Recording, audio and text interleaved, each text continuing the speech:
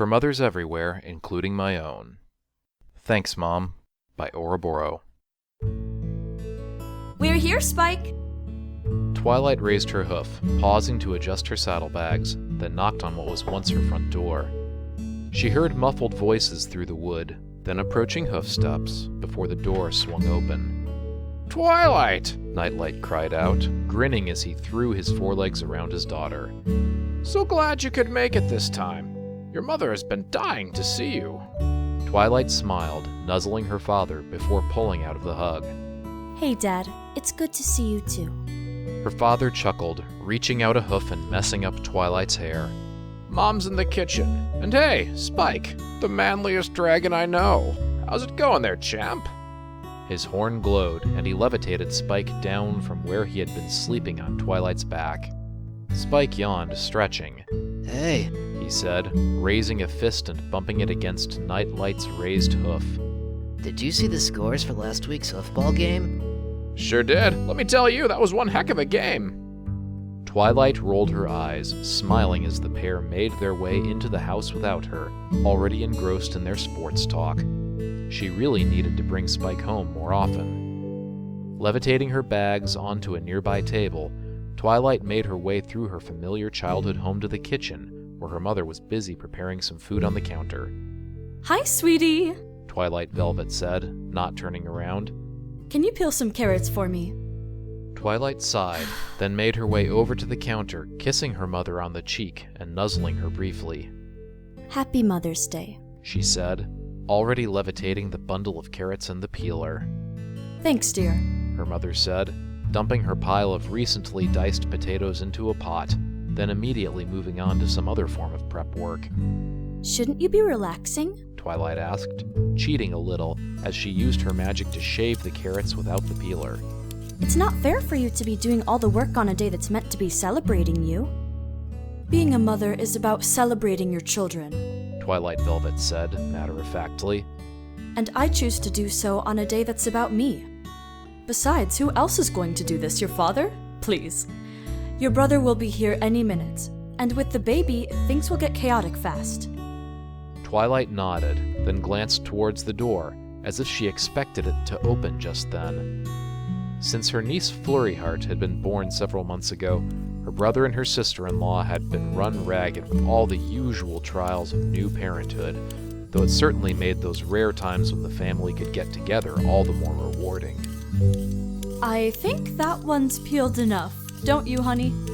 Twilight snapped out of a daydream involving all the amazing things she was going to teach her niece as she grew up, and stared at the nub of carrot left floating before her. Whoops! Sorry. Her mother chuckled, taking it from her and tossing it into the trash. No worries, dear. Just be more careful. It's so like you, though. I remember when you were just a filly and would simply stop talking to us in the middle of a conversation, your mind wandering as you tried to solve one problem or another. I grew out of that. Mostly, Twilight said, blushing slightly.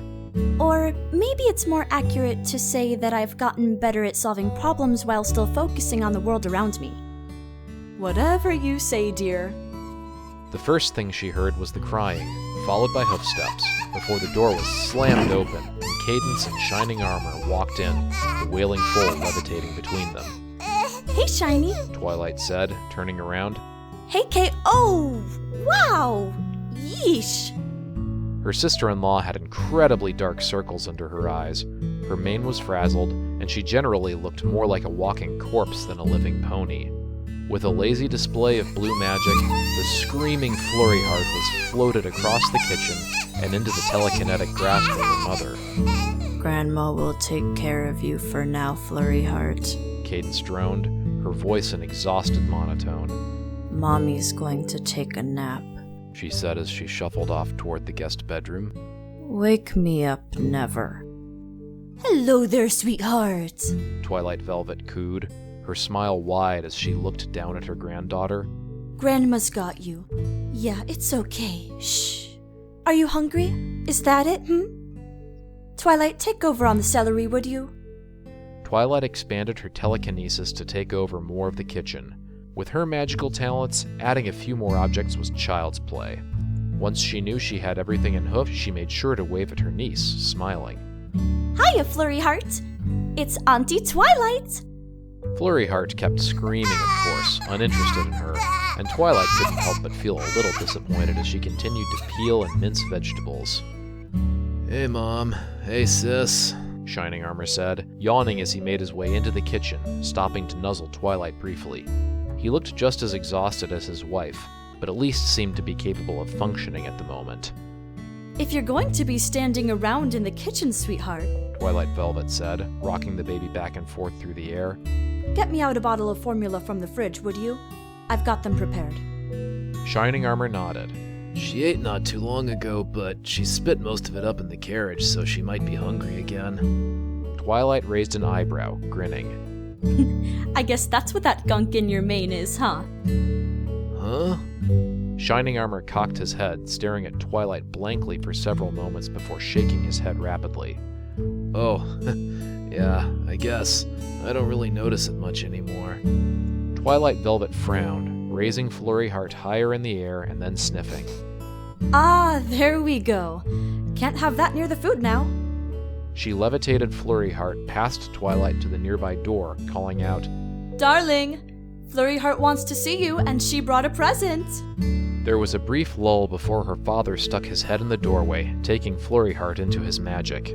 Did I hear that someone needs Grandpa's poopy diaper patrol? Hey there, Flurry Heart. Don't worry, old Granddaddy'll get you taken care of lickety-split. Twilight wrinkled her nose as the foul odor wafted past her. Ugh, I don't know how any pony can stand that. You get used to it, dear. Twilight Velvet said, washing her hooves in the sink. Just ask your brother. Shining Armor shrugged. Yeah, I don't really have a sense of smell anymore. I kinda miss flowers, but Whoa! She heard Spike call out from the other room. Oh, wow, that is so disgusting. How can such a little thing make that big of a mess? I know, right? Nightlight said, chuckling. She's certainly a little spitfire. Still, this is nothing compared to Twilight when she was young. Let me tell you, she... Twilight immediately stopped listening, her ears burning. Right. Well, that's killing my appetite. In that case... Twilight Velvet said, taking the load of vegetables back from Twilight. Can you two go get the grill started? Your father will be cooking up his usual fare, but as you can see, his hooves are a little tied up at the moment. Sure thing, Mom. Twilight walked with Shining Armor through their house and out to the back patio. How are you holding up? Oh, you know, Shining Armor said, yawning again. Life, being a dad, running a country, keeps me busy. Twilight raised an eyebrow. Yeah, that's been bugging me. You're the leaders of a nation. Shouldn't you have a team of nannies big enough to raise a small village worth of babies? Shining Armor shook his head, chuckling. Nah, Cadance doesn't want anyone but family taking care of her. She doesn't think it's right.